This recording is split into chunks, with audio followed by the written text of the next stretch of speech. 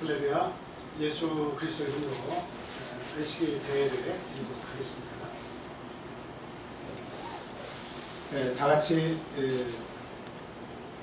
찬송하시겠습니다. 435장입니다. 1절만 하시겠습니다. 435장.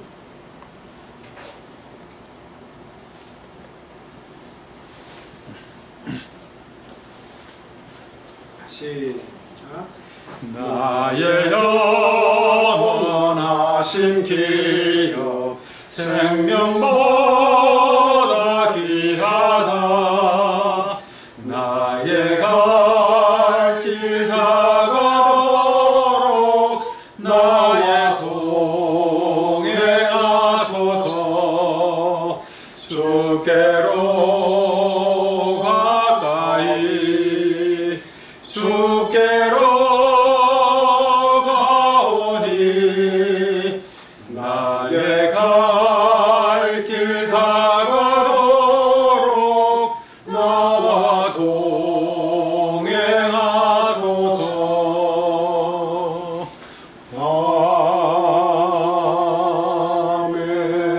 아멘. 제가 대표로 기도 드리겠습니다. 다 함께 머리 숙여 기도하겠습니다.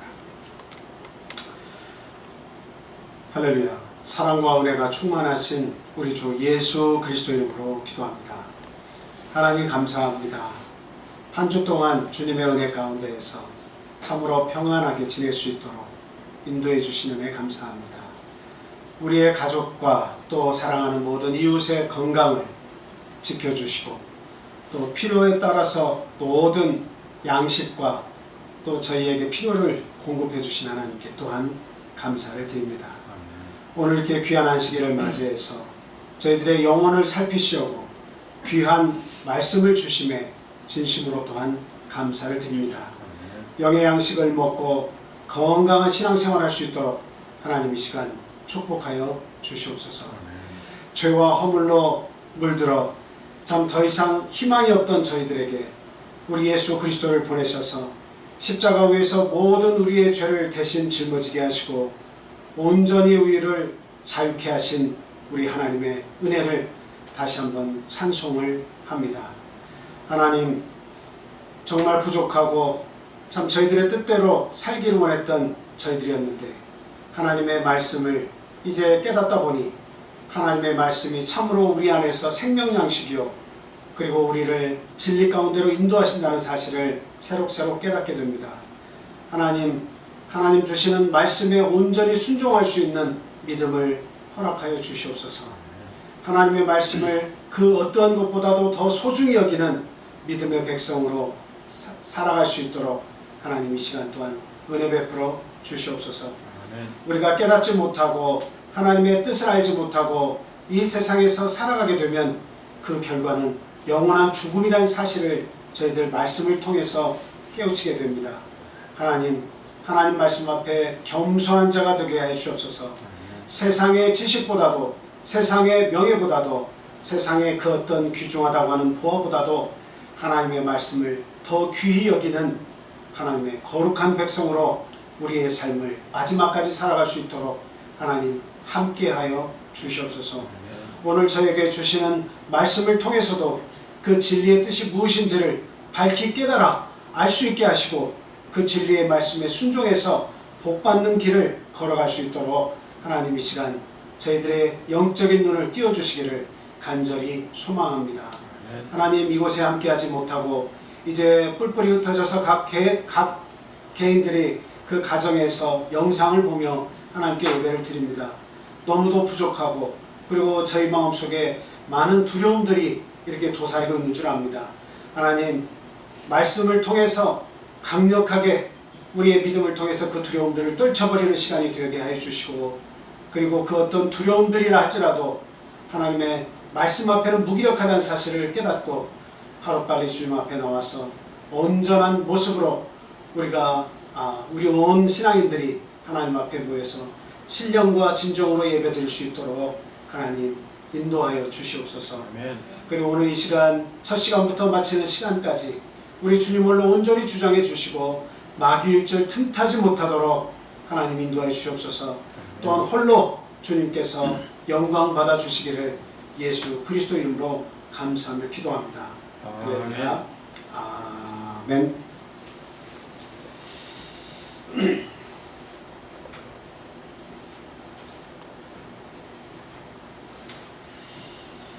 예수 그리스도 이름으로 하나님 말씀 전하도록 하겠습니다. 오늘은 변화산에서의 그 기적이라는 제목을 가지고 다 함께 은혜를 나누도록 하겠습니다. 먼저 마태복음 17장 1절에서 8절에 있는 말씀 같이 보겠습니다. 마태복음 17장 1절에서 8절까지 있는 말씀입니다. 다 같이 읽도록 하겠습니다. 시작. 엿새 후에 예수께서 베드로와 야고보와 그 형제 요한을 데리시고 따로 높은 산에 올라가셨더니 그들 앞에서 변형되사 그 얼굴이 해같이 빛나며 옷이 빛과 같이 휘어졌더라. 그때 모세와 엘리야가 예수와 더불어 말하는 것이 그들에게 보이거늘 베드로가 예수께 여쭈어 이르되 주여 우리가 여기 있는 것이 좋사오니 만일 주께서 원하시면 내가 여기서 초막 셋을 줄 때 하나는 주님을 위하여 하나는 모세를 위하여 하나는 엘리야를 위하여 하리이다. 말할 때에 호련히 빛난 구름이 그들을 덮으며 구름 속에서 소리가 나서 이르시되 이는 내 사랑하는 아들이요 내 기뻐하는 자니 너희는 그의 말을 들으라 하시는지라. 제자들이 듣고 엎드려 심히 두려워하니 예수께서 나와 그들에게 손을 대시며 이르시되 일어나라 두려워하지 말라 하시니 제자들이 눈을 뜯고 보매 오직 예수 외에는 아무도 보이지 아니하더라. 아멘. 저희들이 이 변화산에서의 그 기적에 대한 내용, 예수님께서 그 영광스러운 빛을 발하시는 이 모습을 제자들에게 보여주신 것을 저희들 설교를 통해서 많이 들어서 잘 알고 있습니다. 지금 예수님의 기적 시리즈를 저희들이 공부하고 있는데요.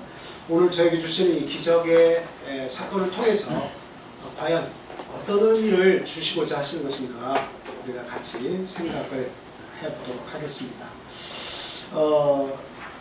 사건의 요약은 예수님께서 베드로와 야고보와 요한 이 수제자를 3명만 데리시고 따로 산에 올라갔었을 때 그때에 예수님께서 이렇게 아주 참 세상에서 볼 수 없는 그런 광채를 발하시는 그런 모습을 제자들에게 보여주셨습니다.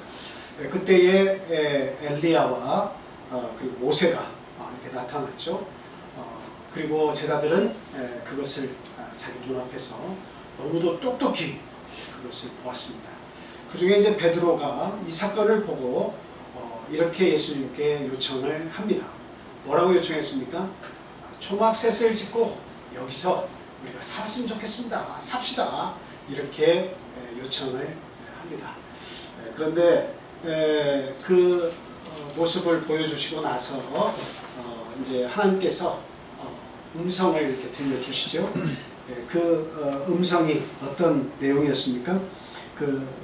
보니까 그 한번 6절 한번 보여주세요. 5절 보세요. 5절에 보니까 내 사랑하는 아들이요 내 기뻐하는 자니 너희는 그의 말을 들으라. 이렇게 하늘에서 소리가 나죠. 그 하늘에서 소리가 났다는 것은 하나님의 음성입니다. 그렇죠? 그래서 이 제자들이 그 말씀을 듣고 이렇게 두려워하는 가운데 예수님께서 그들에게 손을 대시면서 두려워하지 말라라고 이렇게 말씀을 하시죠. 그래서 다시 한번 주변을 확인해 보니까 누구밖에 안 계시더라고요. 제자들이 눈을 떠서 이렇게 살펴보니까 오직 예수 외에는 보이지 않았다 하는 것이 이 사건의 대략적인 내용입니다. 과연 이렇게 어떻게 보면 간단한 내용인데요. 이 내용을 우리가 생각해 보면서 어떤 교훈을 주시려고 하시는 것인가 굉장히 큰 의문이 이렇게 들게 합니다. 예수님께서는 왜 이 수제자인 3명을 데리고 별도로 이 산에 올라가셨는가? 그것은 분명히 이유가 있겠죠. 아무 이유 없이 제자를 데리고 와서 그냥 모세와 엘리야를 만나서 뭔가 이야기를 하시고자만 하셨다면 굳이 제자들이 필요가 없겠죠. 그냥 구원에 대한 또 구속에 대한 이야기를 하시려고 모세와 엘리야가 필요했다라고 하신다면 굳이 뭐 베드로, 야고보, 요한이 거기에 동석할 이유가 전혀 없습니다. 그러나 그 세 명을 동석시켰다고 하는 데에는 나름대로 큰 의미가 있었다는 얘기 아니겠습니까? 그래서 무언가를 그들에게 보여주시고자 함이었다는 거죠. 그리고 예수님은 곧 어떻게 돼요? 이제 십자가상에 돌아가셔서 사흘 동안 이렇게 음부에 계시다가 다시 부활하셔가지고 하나님께 올라가게 되어 있습니다. 그런데 문제는 남아있는 자들에게 이 사실을 보여주어서 이 사실을 통해서 전달하라고 하는 어떤 내용이 있기 때문에 지금 예수님께서는 이 세 제자를 불러서 대표적으로 그들에게 뭔가 메시지를 지금 주고 계시는 것이죠. 과연 그 메시지가 무엇이겠느냐 하는 것입니다.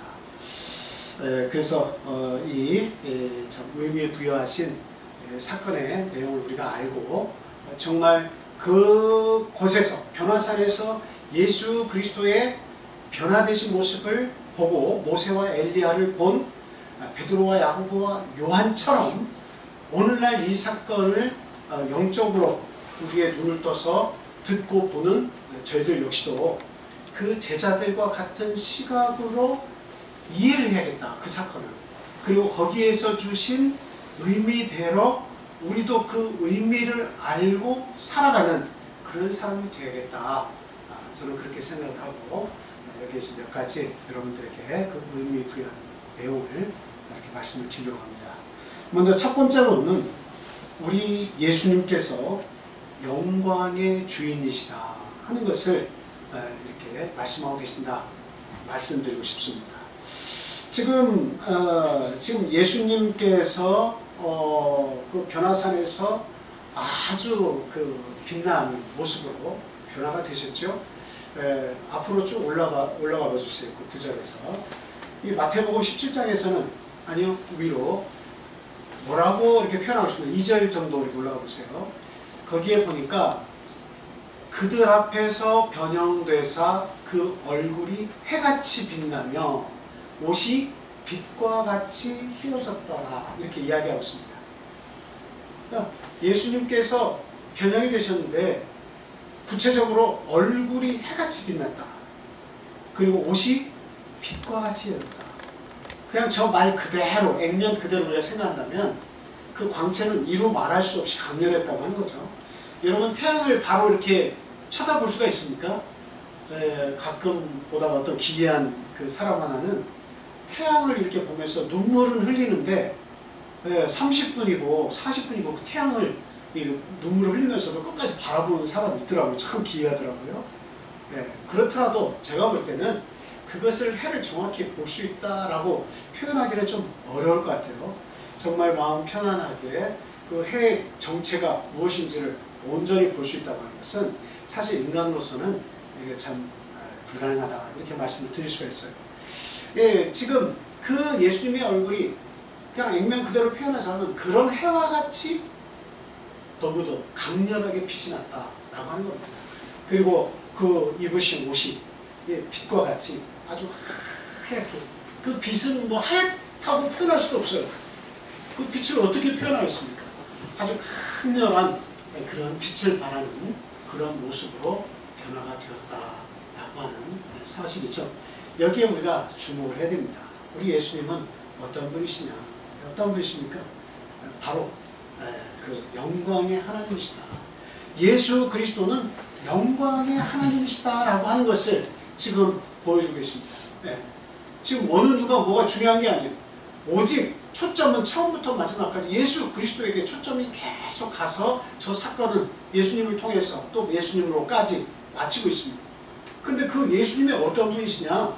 바로 영광의 하나님이시다라고 하는 것을 우리에게 얘기하고 있습니다. 자, 우리 한번 말씀 찾아보겠습니다.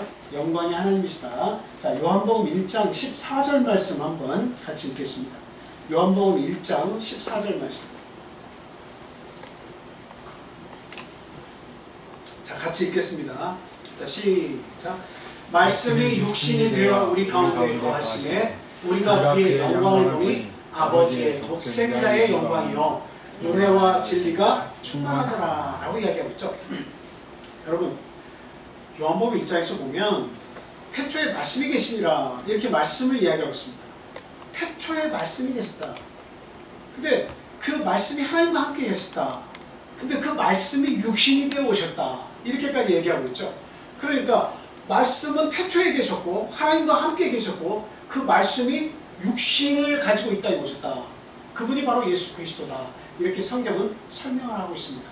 그래서 태초에 계셨던 처음에 계셨던 그 말씀이 하나님과 함께 계셨는데 인간의 육신을 가지고 어디로 오신 거예요? 우리 가운데 거하셨다. 우리 가운데 오셨다. 라고 이야기하고 있죠. 근데 사람들이 그 예수 그리스도의 영광을 보았다라고 하는 겁니다. 근데 그 영광을 보니까 누구의 영광이라고 이야기하고 있습니까? 아버지의 독생자의 영광이라고 그렇게 얘기하고 있습니다. 하나님 아버지께서 가지고 계신, 표현을 하자면 그렇다 이거예요. 홀로 한 분의 아들만 딱 가지고 계신데 그 독생자의 영광, 하나님 아버지의 영광, 아버지의 독생자의 영광을 예수 그리스도께서 가지고 계시다라고 하는 거예요. 우리가 저 독생자라고 하는 말을 자꾸 그렇게 그냥 그 단어에 집착을 해가지고 아버지의 독생자의 영광이다라고 하니까 이제 어떤 종교에서는 저렇게 아들이 있다면 아버지가 있으면 어머니가 있을 거 아니냐. 그리고 또 아버지와 어머니가 있다면 그 위에 또 부모가 있을 거 아니냐. 그러니까 실에 부모를 찾고 이렇게 올라가다 보면 그게 무슨 하나님이십니까?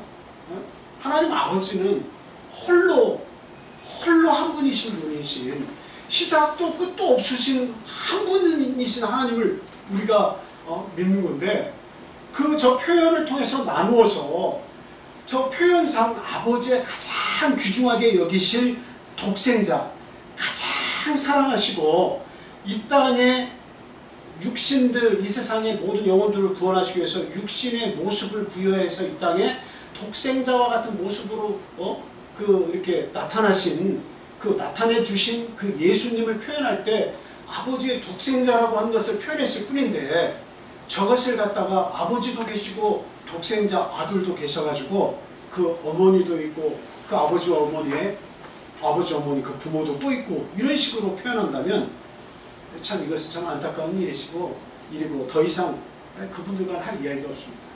근데 그런 종교도 있어요. 그래, 지금 저 의미가 뭐냐 이겁니다. 그것은 아버지의 능력을 그대로 어떻게 한 거예요? 아버지의 은혜와 아버지가 가지고 계신 그 영광을 그 인간의 형상으로 이 땅에 나타난 예수 그리스도에게 독생자라고 하는 표현을 썼지만 거기에 온전히 다 담아두었다라고 하는 의미를 우리는 분명히 알아야 되겠습니다. 그래서 지금은 저 말씀이 육신이 되어 오셨다고 하는 것은 저 말씀은 하나님이시죠. 근데 육신이 되어 오셨다고 하는 것은 보이기는 하나의 아들로서의 형상을 갖췄을 뿐이지만 하나님이 육신이 되어 오셨다고 하는 거예요. 그러니까 이 육신은 하나님 본체시지만 무엇을 가지고 있어야 마땅합니까? 하나님의 영광, 말씀의 영광을 가지고 계셔야 한다는 거예요. 그래서 그것을 굳이 표현하다 보니까, 우리 인간들에게 이해할 수 있도록 표현하다 보니까 아버지 하나님의 독생자의 영광이라고 이렇게 표현을 한 것입니다. 그래서 우리 예수 그리스도에게는 아버지의 영광이 그대로 들어가 있다는 겁니다. 그리고 그 속에는 뭐가 있다는 거예요? 은혜와 진리가 충만하게 있다는 겁니다. 그게 당연히 예수 그리스도는 태초에 말씀으로 계셨으니까, 하나님과 함께 하셨으니까 당연히 그 속에는 이와 같은 영광과 은혜와 진리가 충만하겠죠. 그래서 예수 그리스도는 제자들에게 불필요하게 불러모아셔서 내가 이게 좀 변화되어서 영광의 형체를 좀 나타낼 거야, 그것을 제자들에게 뭐 자랑하려고 뭔가를 보여주려고 이렇게 하신 것이 아닙니다. 아직 제자들은 모두가 다 하나님의 영광, 예수 그리스도가 하나님의 독생자라고 하는 사실들에 대해서 더 확연히 알 필요가 있다는 겁니다. 그러니까 예수님께서 그 제자들에게 내가 누구인지, 내가 누구여서 하나님 아버지의 영광을 가지고 있는 것이고 이 땅에 온 것인지를 그 제자들에게 명확히 보여줘야 그 제자들도 확신 가운데 거하면서 예수 그리스도의 영광, 하나님 아버지의 영광을 가지고 오신 예수 그리스도가 이 땅에 주인공으로 오신 것, 메시아의 사명을 가지고 오신 것을 더 확실히 알 수 있게 된다라고 하는 사실입니다. 저희들도 한번 생각해 보세요. 정말 우리 예수 그리스도가 하나님의 영광을 가지고 이 땅에 오신 분이신가? 그것을 정확히 알아야 됩니다. 그냥 역사적으로 이 이스라엘 나라에 어느 순간 오셨다가 그리고 십자가에 달려 돌아가신 분이시고 수많은 의혹과 그리고 많은 사람들에게 이 땅의 죄를 위해서 오신 분이시다. 유대인, 이스라엘의 히브리인의 왕으로서 오신 분이시다. 뭔가 그 정도 사건만 알리고 가신 분이신지 아니면 그 사실을 믿는 오늘날 우리들에게조차도 하나님의 영광을 우리들의 마음속에 전해주실 분이신지 내가 그렇게 믿고 따르는지 그것을 우리는 분명히 해야겠다라고 하는 사실이죠. 그래서 우리 예수 그리스도에게 영광과 은혜와 진리가 충만하다는 영광과 은혜와 진리가 충만하다는 사실을 오늘날 우리는 그 제자들이 그 사건을 보고 믿었던 것처럼 오늘날 우리들도 이 사실을 믿어 의심치 말아야겠다라고 하는 것입니다. 히브리서 1장 3절에 있는 말씀 또 한번 찾아보겠습니다. 히브리서 1장 3절입니다.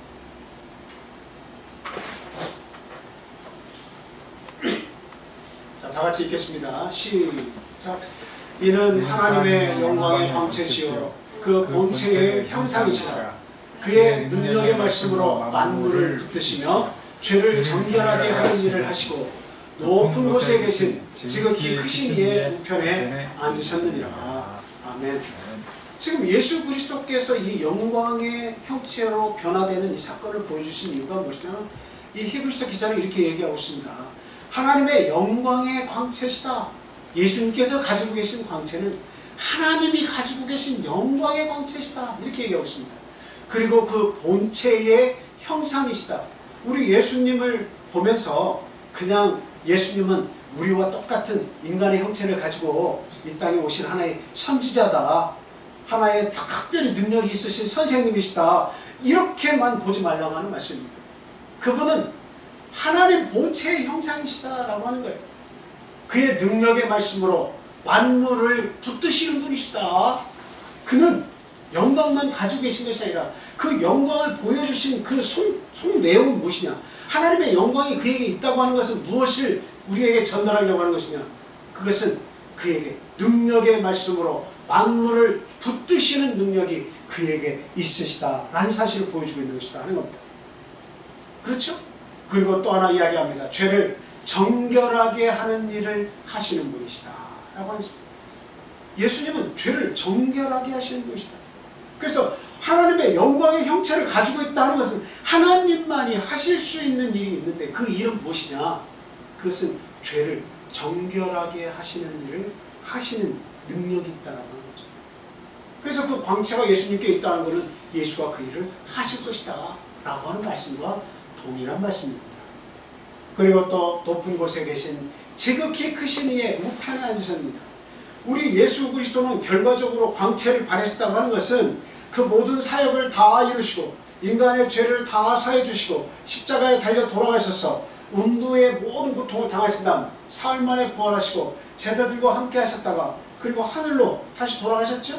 하늘로 올려가셨습니다. 그리고 올라가셔서 어디로 복귀하시냐 이거예요. 그것은 지극히 크신 이의 우편에 앉으셨다. 하나님의 우편에 앉으셨다. 그 우리가 볼 때 하나님 계시고 예수님 우편에 앉아 계시고 성령은 또 좌편에 계시고 그런 내용이 아닙니다. 우리 예수 그리스도는 이 땅에 오실 때 하나님과 동등됨을 취할 것으로 여기지 아니하시고 가장 낮은 인간의 형체를 가지고 이 땅에 오셨다. 이렇게 말씀하셨죠. 그러니까 하나님의 자리를 두고 이 땅에 오셔서 예수님의 형체, 사람이 눈에 보여서 하나님을 알 수 있도록 아버지가 그 속에 담겨있는 채로 이 땅에 오신 분이 예수 그리스도예요. 우리는 예수를 보면서 하나님을 볼 수가 있는 겁니다. 빌되게 말씀하시기를 너는 나를 본고로 아버지를 나에게 또 보여달라 하느냐 이렇게 말씀하셨죠. 나를 본고로 아버지를 보았거늘 이렇게 말씀하셨어요. 예수님 속에는 하나님의 형상이 있어요. 하나님의 영광이 들어있어요. 그리고 하나님의 모든 계획이 다 끝마쳐져서 예수 그리스도께서 하나님께 돌아가셨을 때 그래서 하나님의 우편으로 돌아가셔서 앉아 계신다 이렇게 표현할 뿐이지 원래는 하나님의 형체로 하나님의 자리로 하나님의 영광으로 돌아가셨다라고 하는 사실입니다. 왜? 말씀의 자리로 돌아가신 거예요. 저 우편에 앉았다는 우편이라고 하는 개념은 라이트, 힘을 이야기하는 겁니다. 힘을 이야기하는 거예요. 권능의 자리로 하나님의 권능의 자리로 복귀하셨다고 하는 그런 내용이지 하나님 계시고 예수님 따로 계시고 성령 계시고 그것이 각각 다르게 존재한다. 성령과 하나님은 다르고 하나님과 예수 그리스도는 다른데 알고 보면 정말 비밀에 속했지만 하나다 하는 어떤 삼위일체의 사건을 이야기하는 것이 아니고 세 가지의 모습으로 우리에게 다가와서 그렇게 인식이 되지만 그냥 원래 다 하나이시라고 하는 거예요. 원래 하나이시다. 그래서 저는 삼위일체의 하나님 말 표현이 그것 가지고 싸울 이유가 없다고 생각합니다. 언젠가 이거는 뭔가 표현하기가 정말 어려운 거예요. 이 땅에서 이야기 어려운 거예요. 하늘에 가면 이해할 수 있겠어요. 그러니까 삼위일체의 하나님이냐 삼현일체의 하나님이냐 그리고 홀로 한 분이신 하나님이냐 우리 인간들은 그것을 어떤 표현을 두고 싸우려고 내 것이 맞다고 이야기하지만 그러나 그것은 제가 볼 때는 나중에 하늘나라에 가면 다 이해가 될 겁니다. 그것 가지고 싸울 일이 아니라고 저는 생각이 들어요. 그러나 중요한 것은 오직 하나님 한 분만 계세요. 하늘에. 거기서 예수님 별도의 존재로 내가 예수님을 그대로 믿고 하나님은 하나님대로 믿고 성령은 성령대로 믿고 이 사실이 아니에요. 하나님 한 분이세요. 말씀이었던 하나님께서 육신을 가지고 오셨지만 말씀의 자리로 돌아가셔서 그 말은 하나님께로 돌아가신 거예요. 하나님 본체로 돌아가신 거예요. 성령은 하나님의 영을 거룩한 영을 우리는 성령이라고 얘기하는 것 뿐이에요. 그런데 그냥 성령 하나님 따로 계시고 하나님 한 분 따로 계시고 아들 하나님 따로 계시고 이것이 아닙니다. 우리가 잘 몰라서 표현을 그렇게 할지라도 결국 하나에 가면 그런 의미 모든 것이 다 이해가 될 수 있도록 우리 홀로 한 분 하나님이시고 영광 받으시는 한 분만 계시다고 하는 것을 우리는 하늘나라가 다 이해하게 된다라고 하는 거예요. 그래서 우리는 본질을 가지고 우리가 뭔가 어떤 싸움을 해야지 본질 아닌 걸 가지고 싸워서 내 믿음이 약해져서 안 되겠다 하는 그 말씀을 드립니다. 그래서 우리 예수 그리스도가 당신의 사역을 다 마치시고 어디로 돌아가셨겠느냐 하는 거예요. 그것은 바로 영광의 형체로 돌아가셨다라고 하는 거예요. 영광으로 돌아가신 거예요. 이 땅에 아버지의 영광을 가지고 오셨다가 그리고 죽음을 보셔서 다시 부활하셔서 영광을 하나님께 보여주시기 위해서 표현은 그렇게 하지만 영광의 자리로 능력의 자리로 돌아가셨다.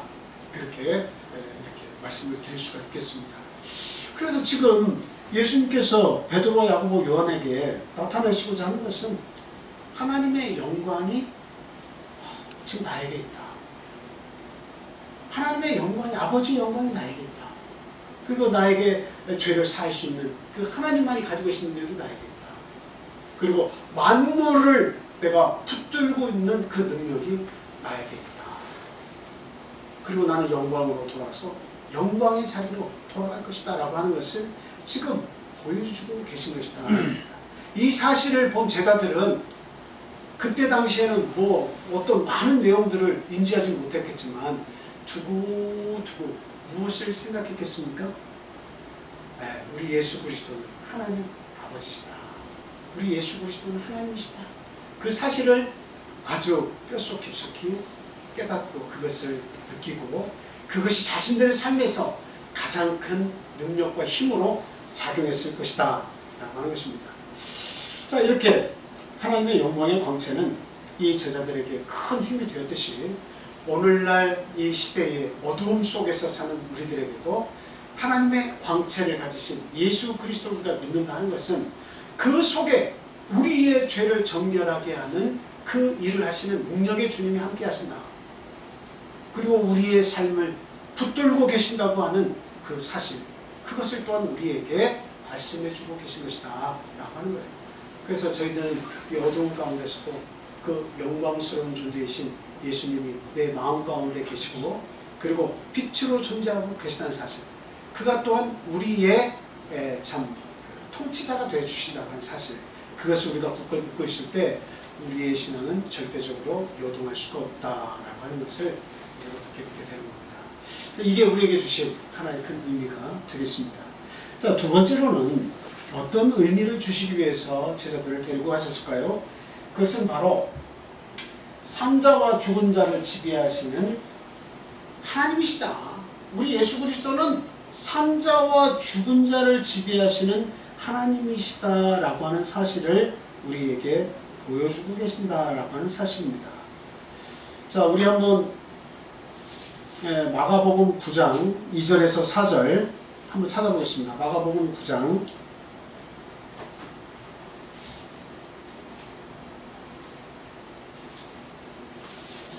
마가복음 9장 2절에서 4절입니다.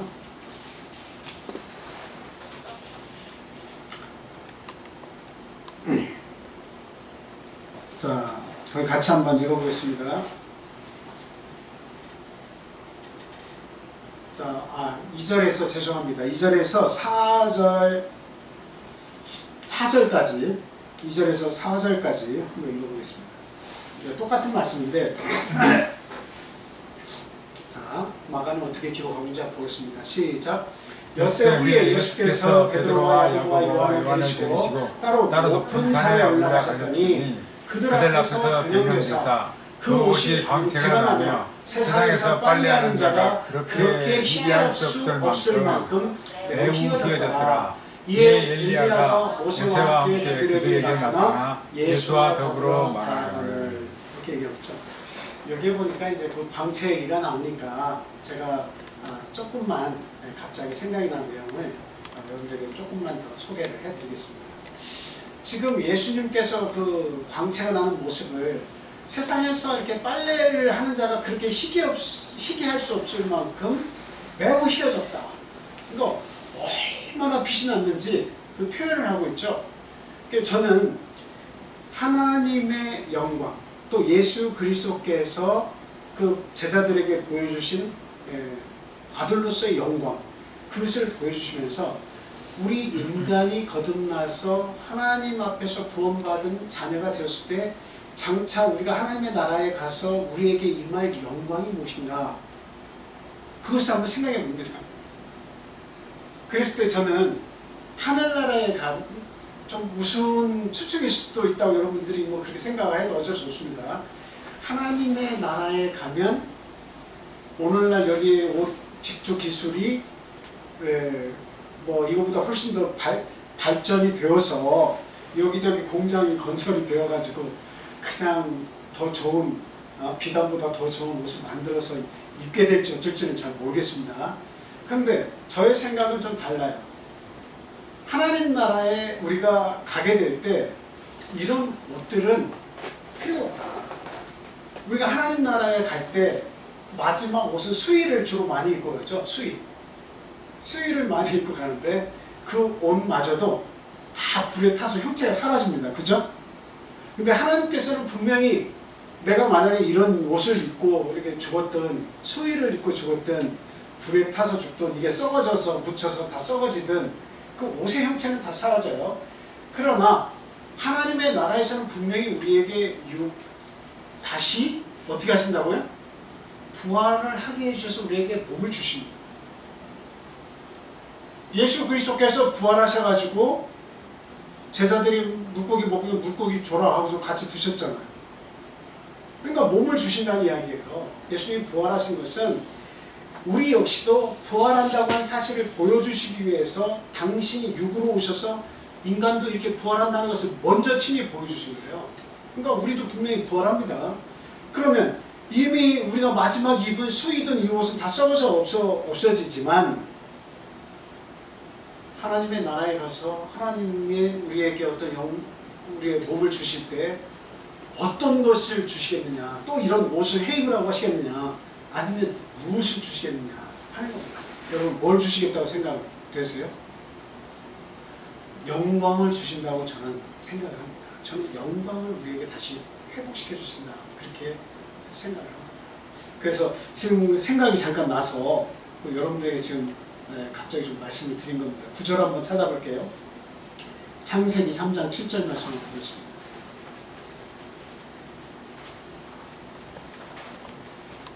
자, 읽겠습니다. 시작. 이에 그들의 눈이 밝아져 자기들이 벗은 줄을 알고 무화과 나무 잎을 엮어 치마로 삼았더라. 저 내용을 보면 저처럼 생각하면 그거는 뭐 그렇게 생각할 수도 있겠지만 나는 이해가 안 돼, 이렇게 할 수도 있습니다. 저는 어떻게 생각하냐, 자기들이 벗은 줄을 알았다라고 지금 얘기하고 있죠. 근데 뭘 벗었느냐, 저는 그렇게 접근했습니다. 처음에는 도무지 이해가 잘 안 됐어요. 그냥 눈이 밝아졌다는 것만 자꾸 생각을 해가지고 눈이 밝아졌기 때문에 벗은 것을 보게 됐다, 이렇게만 자꾸 생각했는데, 말씀을 반복해서 생각하다 보니까 자기들이 벗은 줄 알았다라고 하는 것을 제가 나름대로는 깨달음이 있었어요. 그건 뭡니까? 하나님께서 처음 그들에게 눈을 주셨을 때는, 영적인 눈을 주셨을 때는 자기가 영광의 형체를 가지고 있었어요. 지금 예수님께서 해와 같이 빛나고, 얼굴이 해와 같이 빛나고, 그리고 그 옷이 너무너무 희어져서 이 땅에서는 도저히 빨래 잘하는 사람이 빨아도 그렇게 희게 될 수 없을 정도로 희어졌는데, 저 당시에 하나님께서 가장 아름다운 인간, 보시기에 좋았다라고 하는 인간을 만드셨을 때 하나님이 당신의 영광의 형체를, 당신을 살아가는 인간, 첫 번째 인간에게 그것을 주셨다는 거죠. 그건 뭐예요? 마치 하나님께서 아들 예수 그리스도에게 영광, 아버지의 영광을 주셨던 것처럼 하나님께서 첫 번째 아담에게 그리고 하와에게 그 생명을 불어넣으시면서 생명, 살아있는 영이 되게 하셨을 때에 죄도 없고 흠도 없고 깨끗할 때 하나님의 온전한 영이 그 속에 거했을 때는 아담과 하와가 예수 그리스도의 모습과 같이 광채가 있었다, 저는 그렇게 믿습니다. 그런데 죄를 범하고 나니까, 선악과를 먹고 나니까 자기의 눈이 저기에서는 밝아졌다고 이렇게 표현하지만 사실은 영적으로 어두워진 겁니다. 영적으로 어두워진 거예요. 그래서 영적으로 눈이 밝아있을 때는 광채가 있지만 영적으로 눈이 어두워져서 그 사단의 유혹에 넘어갔을 때는 이미 자기의 광채가 잃어버려져서 영적인 눈이 어두워져서 이제 보이는 것은 육체의 모습이 보이는 거예요. 육신에 속한 부분만 보이는 거예요. 그래서 결국 영광은 볼 수가 없고, 영광은 떠나가 버렸고, 그리고 죄를 가진 육체만 보게 돼서 벗은 것을 알고 그 다음에 무화과 나무를 입어서 자기의 수치를 가리려고 했다는 거죠. 그래서 우리의 수치를 가릴 수 있었던 것은 하나님의 영광이었다는 것을 저것은 보여주고 있다, 그렇게 생각을 해요. 자, 고린도전서 3장 18절 말씀 보겠습니다. 고린도전서 3장 18절.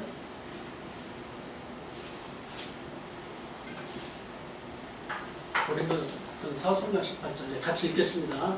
자, 시작. 아무도 자신을 속이지 말라. 너희 중에 누구든지 이 세상에서 지혜 있는 줄로 생각하거든 어리석은 자가 되라. 그리하여야 지혜로운 자가 되리라. 결국 이 세상에서의 참된 지혜, 우리 인간에게는 속해 있지 않다는 거죠. 아까 은혜와 진리가 하나님의 영광이 있는 곳에 충만했다. 아들의 독생자의 영광을 가지고 있는 그 예수 그리스도에게 그것이 충만했다고 얘기했죠. 그러니까 오늘날 우리가 영광을 회복하기 전에는 우리에게 진정한 지혜는 우리에게 올 수 없습니다. 그래서 영적으로 우리가 하나님의 영광을 힘입는, 하나님의 나라에 가서 그 영광을 힘입을 때 그 하나님의 온전한 지혜와 지식이 우리에게 거하게 된다라고 하는 사실이죠. 자, 빌립보서 3장 21절 말씀을 보겠습니다. 빌립보서 3장 21절 말씀입니다. 자, 시작. 그는 만물을 자기에게 복종하게 하실 수 있는 자의 역사로 우리의 낮은 몸을 자기 영광의 몸의 형체와 같이 변하게 하시리라. 지금 저기 보니까 우리의 낮은 몸을 어떻게 하신다고? 자기 영광의 몸의 형체와 같이. 그러면 예수님께서 자기 영광의 몸의 형체를 보여주신 것은 언제밖에 없어요? 제자들 베드로와 야고보 요한이 함께한 변화산에서 그 기적 사건을 통해서 하나님께서 당신의 몸의 형체, 영광의 형체를 보여주셨죠. 그 보여주신 의미가 뭐라고 우리가 또 생각할 수 있겠습니까? 내가 너에게 보여준 것은 마지막 날에도 이와 같이 너희를 변하게 하겠다라고 하는 의미가 그 속에 들어있다고 하는 겁니다. 너희들도 내게 속한 자로서 결국 나를 믿고 나를 구세주로 믿고 내 아들, 딸에 속하면 어떻게 된다는 거예요? 내 몸이 이렇게 변화된 것처럼 그 영광의 몸을 가진 이 형체처럼 너희 역시도 변하게 될 것이다 라고 하는 말씀입니다. 자, 한 구절 더 보겠습니다. 출애굽기 34장 29절에서 30절. 출애굽기 34장 29절에서 30절입니다. 자, 다 같이 읽겠습니다. 시작. 모세가 그 증거의 두 판을 모세의 손에 들고 시내산에서 내려오니 그 산에서 내려올 때에 모세는 자기가 여호와의 말하였음으로 말미암아 얼굴 피부에 광채가 나나 깨닫지 못하였더라. 아론과 온 이스라엘 자손이 모세를 볼 때에 모세의 얼굴 피부에 광채가 남을 보고 그에게 가까이 하기를 두려워하더니. 지금 하나님과 모세가 함께 만났습니다. 돌판을 가지고 와서 하나님 앞에 십계명을 받아 옵니다. 그런데 하나님과 함께 했던 그 시간 때문에 모세의 얼굴에 무엇이 났다고요? 광채가 났다. 이렇게 성경은 이야기를 하고 있습니다. 그래서 그 광채가 나가지고 백성들 앞에 나가니까 백성들이 다 두려워해서 얼굴을 가려달라고 이야기합니다. 그래서 모세는 수건으로 가린 채 백성들과 대화를 했습니다. 모세의 광채, 그 얼굴에 난 광채는 누구 때문입니까? 하나님과 함께 했기 때문입니다. 그러면 우리 인간도 마지막에 부활했을 때 하나님과 함께하는 세상으로 우리가 불리어 가서 영원토록 하나님과 함께할 때 하나님께서 우리에게 주시는 모습은 과연 어떠한 모습일 것인가? 그냥 직조된 옷을 오늘날처럼 팬티도 있고 바깥 옷도 있고 윗도리도 있고 뭐 추우면 또 뭐 이렇게 더 좋은 옷을 입고 그곳에 가면 반팔만 필요할 것인지 긴팔도 필요할 것인지 물론 그때 가서 어떤 세상이 저에게 다가올지 하나님 주실지는 뭐 누구도 장담할 수 없는 것이겠습니다만 지금 우리가 이 땅에서 일어나는 어떤 육신에 필요한 이런 옷이 수시로 바뀌어서 차려 입어야 되는 그런 옷이 저는 아니라고 생각합니다. 영광. 전 우리에게 주시는 옷이 영광의 옷이다라고 생각하고 있어요. 하나님의 그 영광을 예수 그리스도에게 주신 것처럼 예수 그리스도의 부활에 참여한 첫 열매가 될 우리들, 첫 열매인 예수 그리스도에게 참여한 또 다른 첫 열매가 우리들이죠. 예수님이 부활의 첫 열매가 되셨는데 거기에 동참하는 우리 그 뭐라고 해야 이렇게 큰아들 장자예요. 장자. 영적인 장자가 될 우리들 역시도 하나님께서 우리의 영광의 옷을 주실 것이다. 그것을 저는 회복이라고 생각하는 거예요.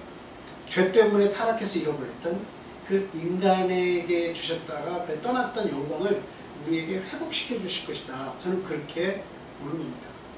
그래서 저는 예수님께서 영광의 형체를 보여준 사실을 볼 때 참 그것만 보고 여기에 초막 셋을 짓고 삽시다 라고 하는 것은 이해가 부족해서 그랬다라고 하는 거예요. 결국 너희도 내가 누구인지를 알고 땅에 내려가서 복음을 전파하고 내가 하나님으로서 죄를 사는 권세를 가지고 오고 은혜와 진리가 충만하다는 사실을 가지고 와서 이 땅에 내려가서 전파하면 결국 너희도 죽음을 보겠지만 부활해서 어떻게 하겠다는 거예요? 내 몸과 같이 부활했을 때 영광의 형체를 얻게 될 것이다. 그것을 예수님께서는 그 수제자에게 보여주신 것이죠. 저는 그렇게 믿습니다. 그래서 이런 영광이라고 하는 것에 그런 뜻도 있구나 하는 것을 우리가 한번 생각해 볼 만하다. 저는 그렇게 말씀드립니다. 자, 그리고 아까 이어서 두 번째 하던 말씀 계속 드리겠습니다. 산자와 죽은 자를 지배하시는 하나님이심을 보여주는 것이다. 여러분, 죽은 자가 이 땅에 살아 돌아왔다라고 하는 거 여러분들 들어보셨죠? 그래서 저희들이 3일장, 5일장 이렇게 장례를 치르는 것은 뭐 때문에 그렇습니까? 그러니까 이전 역사에서 쭉 보니까 죽었다고 생각해서 관에 이렇게 안치시켜놨는데 나중에 보니까 관을 똑똑똑 두드려서 다시 살아나는 예가 있더라는 겁니다. 참 신기한 일이죠. 그래서 장례를 할 때 혹 죽었던 자가 다시 살아날 수도 있으니까 3일 동안 그 관을 두고 지켜보자는 겁니다. 그리고 5일 동안 또 지켜보자는 이야기입니다.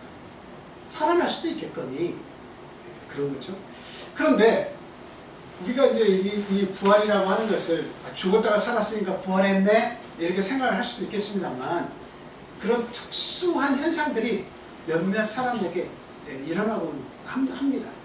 그런데 저희가 말하는 부활은 그 부활이 아니죠. 영원한 부활입니다.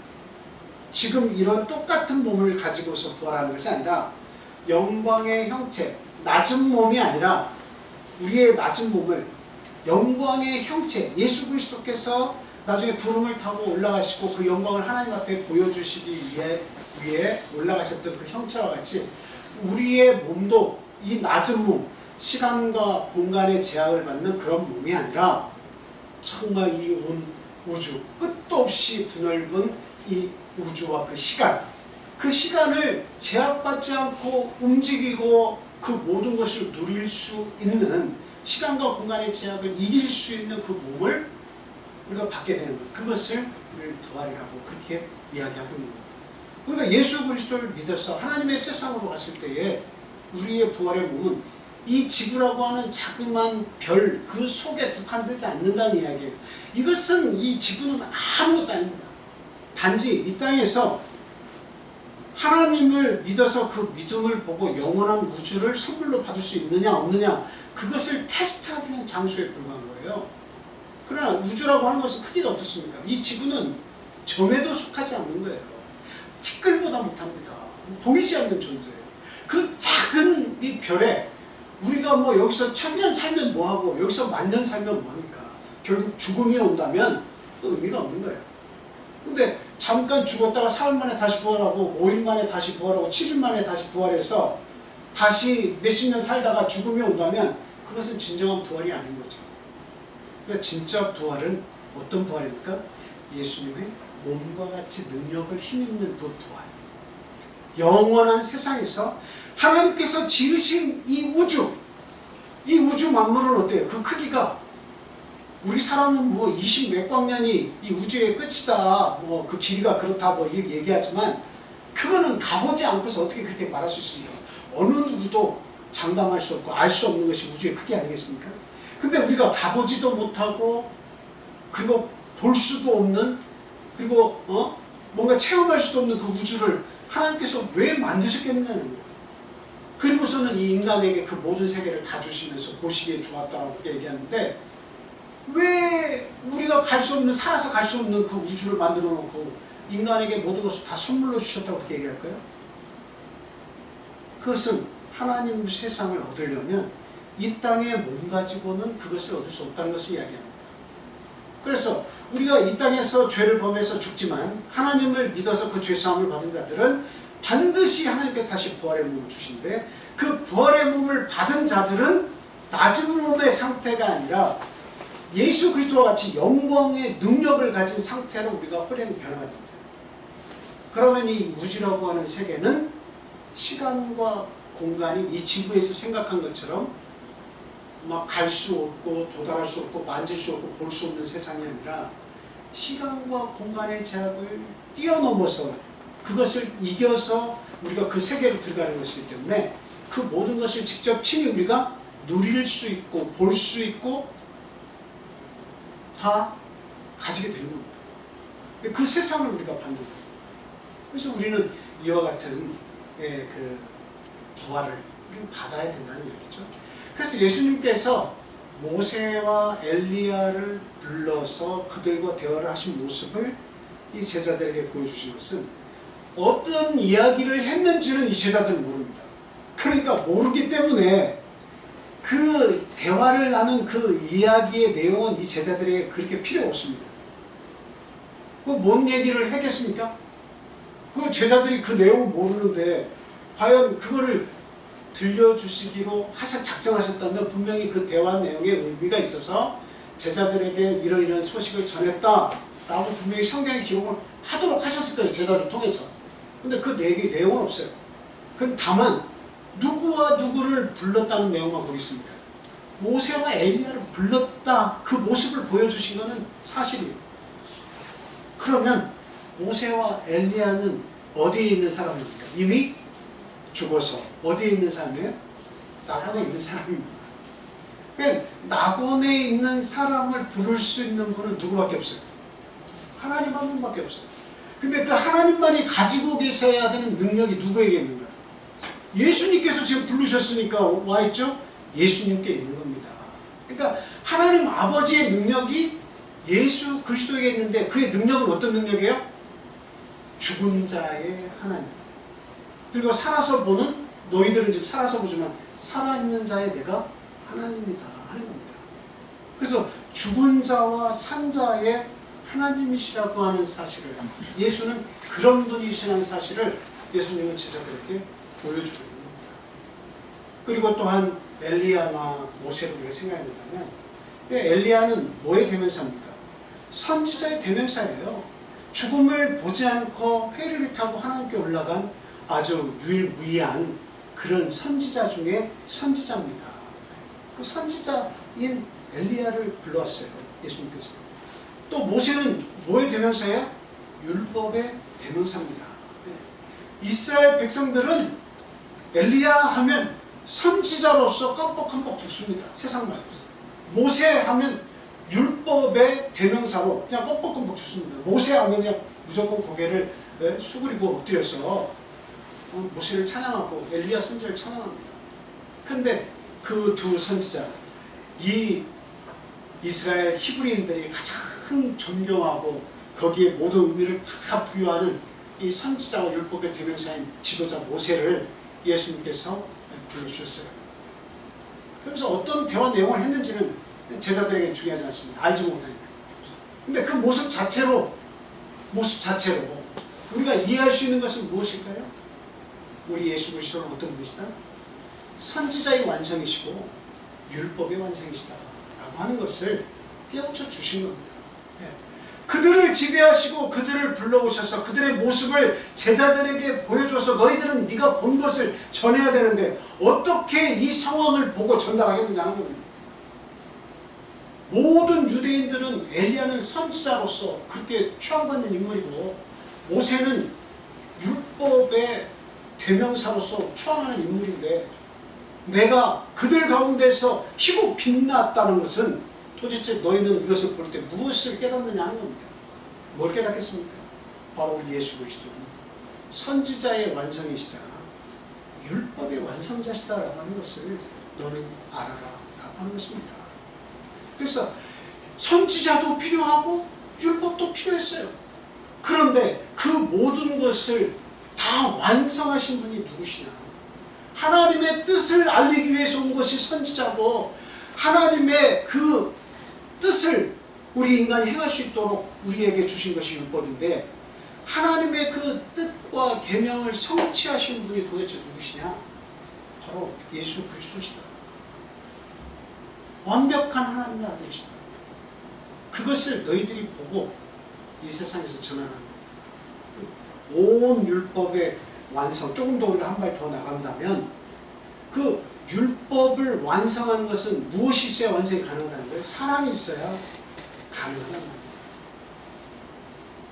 선지자의 뜨거운 사명의 완성은 사랑이에요. 사랑을 통해서 이 세상을 바라보고 하나님의 뜻을 외치는 그것이 필요한 것입니다. 선지자의 완성도 사랑이고 그리고 율법의 완성도 사랑이십니다.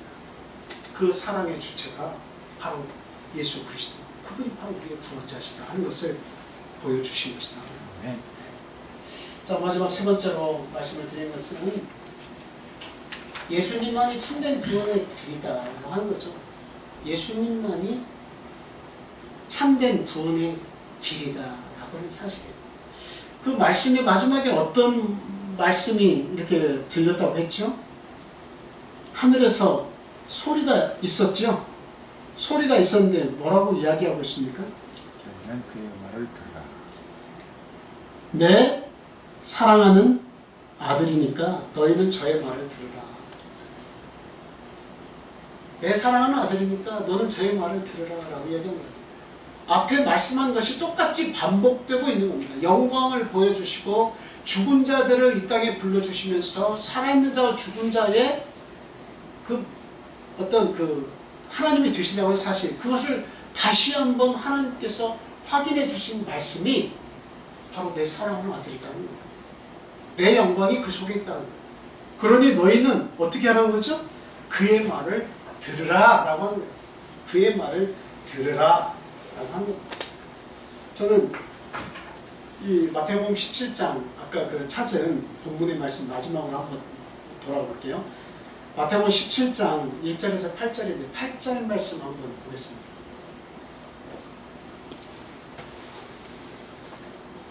자, 같이 한번 읽어볼게요. 시작.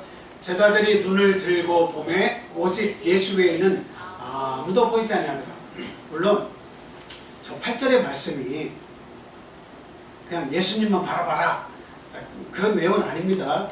그러나 저는 저 8절 말씀을 보면서 오늘 내가 이 변화산의 기적을 말씀드릴 때 결론으로 드려야 되는 말씀이구나 이렇게 생각을 했습니다. 좀 재미있다고 생각하고 제가 여러분에게 말씀을 드리는 거예요. 8절은 꼭 그런 의미가 아니지만 저는 그런 의미를 부여해서 지금 결론을 내는 겁니다. 지금 세 번째 드리고자 하는 말씀임과 동시에 결론에 해당하는 말씀이에요. 제자들이 눈을 들어보고 보니까 뭐도 사라졌어요? 엘리야 선지자도 사라졌습니다. 누구도 사라졌어요? 모세 지도자도 사라졌어요. 그러니까 누구만 보였어요? 오직 예수 외에는 아무도 보이지 않는다. 오직 예수 외에는 아무도 보이지 않는다. 하나님의 말씀이 있고 그 나곤에서 온 그 두 사람은 다 원래 자리로 돌아갔지만 그 제자들 앞에 모인 것은 무엇입니까? 오직 예수 외에는 아무도 보이지 않는다. 근데 하늘에서는 뭐라고 얘기하고 있어요? 오직 예수님만 보이는데 하늘의 말씀은 내 자식이니까 내 자식의 말을 들으라 라고 이야기하는 거예요. 예수 그리스도가 나 하나님의 아들이니 이 말을 듣고 순종하라는 거예요. 그러니까 제자들은 지금 이렇게 둘러보니까 아무도 안 계시고 예수님만 계셨다고 했을 때에 그 말씀을 듣고 어떻게 생각했습니까?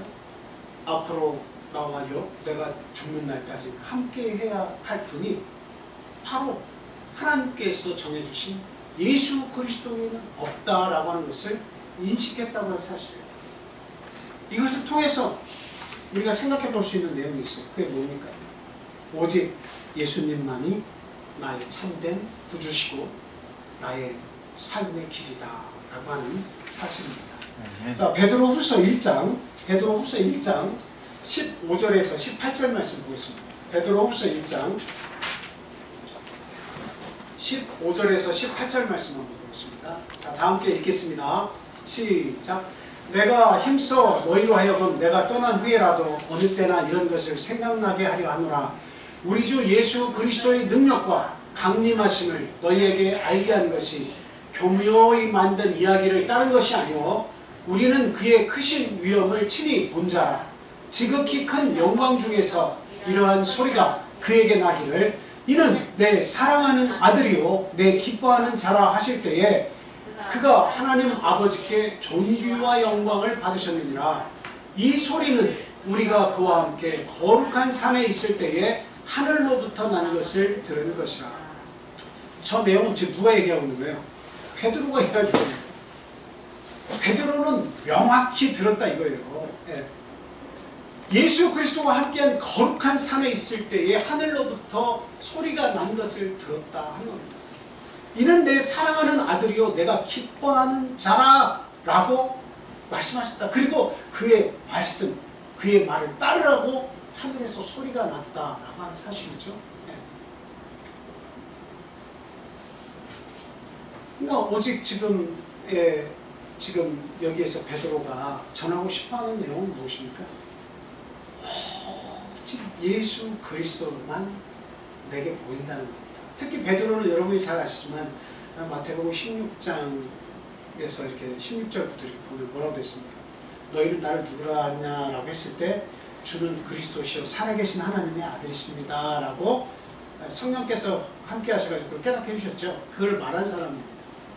근데 그 베드로가 예수님과 함께해서 변화산에서 저 사건을 경험을 했어요. 일생일대의 저 사실을 잊지 못했습니다. 베드로 전후서는 말세에 어떤 일이 일어날 줄에 관한 소식도 함께 전하고 있는데 그때까지 오직 우리 속에서 역사하실 한 분이 누구시냐? 그것은 바로 예수 그리스도다. 그가 나의 생명의 구주시다라고 하는 사실을 지금 잊지 못하고 그것을 계속 안고 살아가는 겁니다. 베드로는. 자, 요한복음 15장 1절에서 6절 말씀을 보겠습니다. 자, 다 같이 읽겠습니다. 자, 시작. 나는 참 포도나무요 내 아버지는 농부라. 무릇 내게 더 있는 열매를 맺지 아니하는 가지는 아버지께서 그것을 제거해 버리시고 무릇 열매를 맺는 가지는 더 열매를 맺게 하려 하여 그것을 깨끗하게 하시느니라. 너희는 내가 일러준 말로 이미 깨끗하여졌으니 내 안에 거하라. 나도 너희 안에 거하리라. 가지가 포도나무에 붙어있지 아니하면 스스로 열매를 맺을 수 없음같이 너희도 내 안에 있지 아니하면 그리하리라. 나는 포도나무요 너희는 가지라. 그가 내 안에 내가 그 안에 거하면 사람이 열매를 많이 맺나니 나를 떠나서는 너희가 아무것도 할 수 없습니다. 사람이 내 안에 거하지 아니하면 가지처럼 밖에 벌어져 마르나니 사람들이 그것을 모아다가 불에 던져 사르느니라. 이 말씀은 뭡니까? 나는 포도나무다. 너희는 가지다. 너희가 내 안에 내가 너희 안에 거하면 너희가 풍성한 많은 열매를 맺을 수 있지만 그러나 너희가 나에게서 소속되지 않고 떨쳐서 나가면 붙어있지 않고 떨어져 나가면 그건 밖에 버려져서 말라버리고 말 것이다. 그리고 사람들은 그것을 모아다 불에 던져 불태워버릴 것이다. 그건 뭐냐면 네 인생이 멸망받을 것이다 라고 하는 겁니다. 그러니까 우리를 구원하고 우리에게 풍성한 열매를 안겨다 주시는 분, 우리의 구원과 풍성한 열매의 삶을 주시는 분은 오직 포도나무이신 예수 그리스도 외에는 없다라고 하는 그런 말씀이 되겠습니다. 자, 사도행전 4장 12절에는 뭐라고 되어 있습니까? 사도행전 4장 12절에는 뭐라고 말씀되어 있죠? 한번 보겠습니다. 사도행전 4장 12절입니다. 다시 사도행전 4장 12절 말씀.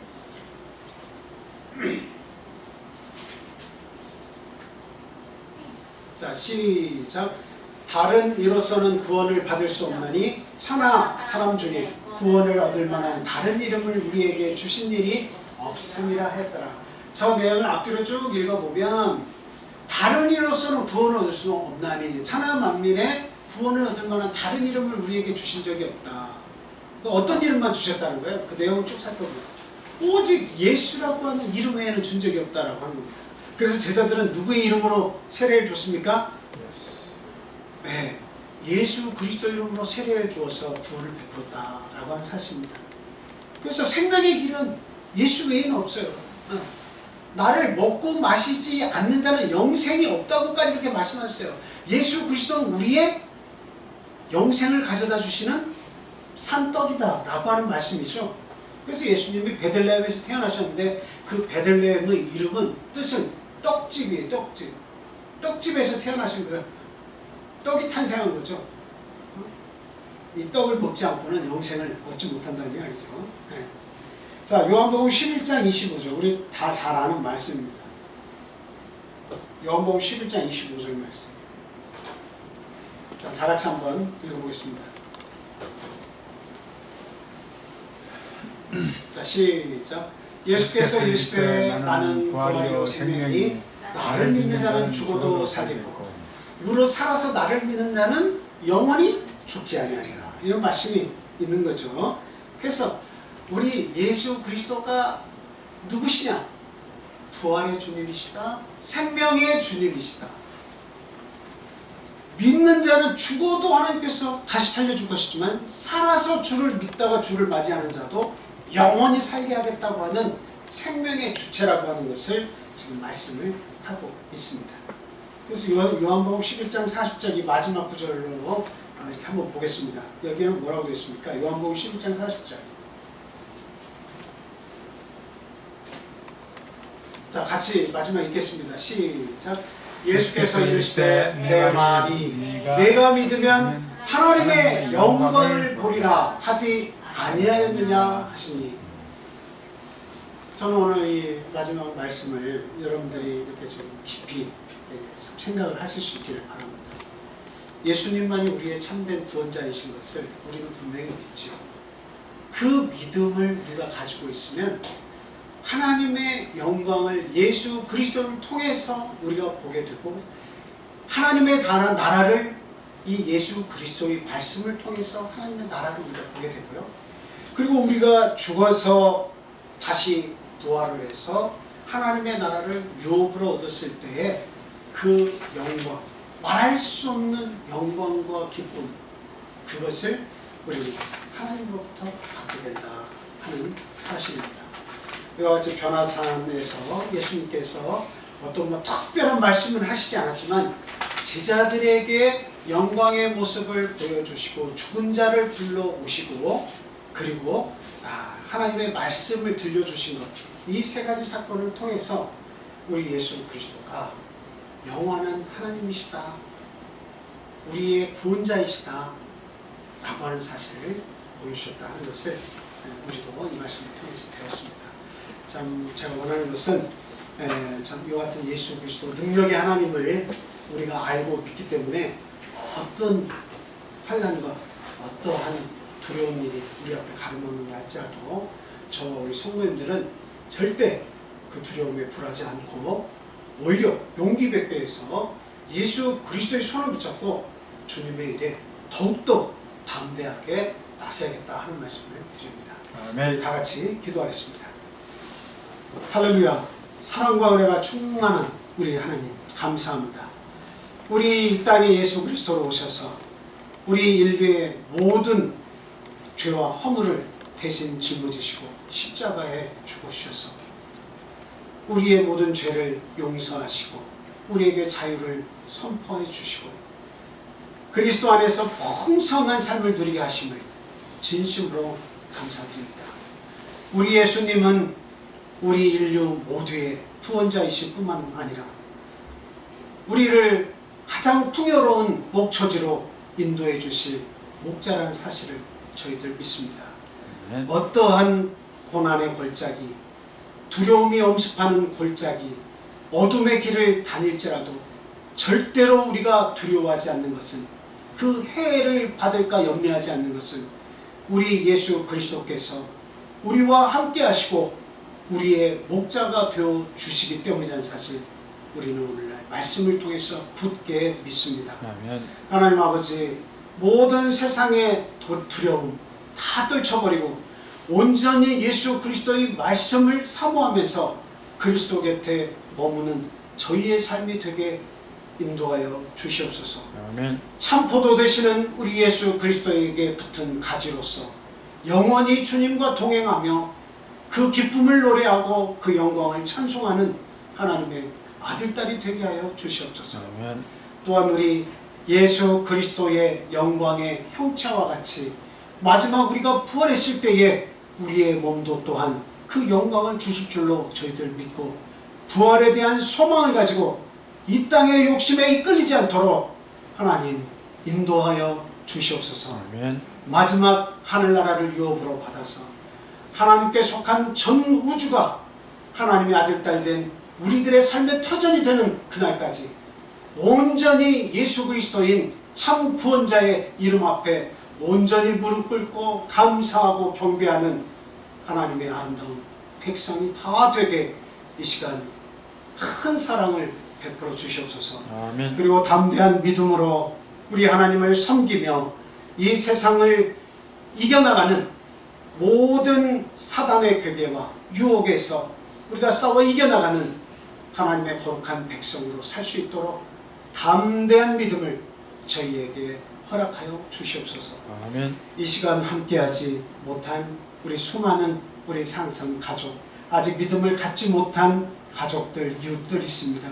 하나님 그 영혼들을 불쌍히 여겨주시고 저희들을 부르신 목적에 따라서 우리가 그들을 하나님께로 인도하는 이런 일들이 복된 날이 우리 삶 속에서 이루어질 수 있도록 저희들에게 큰 복을 내려 주시옵소서. 우리 참빛교회를 통해서 믿음의 아름다운 열매들이 맺어질 수 있도록 하나님의 영광이 우리 군산에 드높이 펼쳐질 수 있도록 하나님 인도하여 주시옵소서. 아멘. 예수 그리스도 이름으로 감사하며 기도합니다. 아멘. 아멘.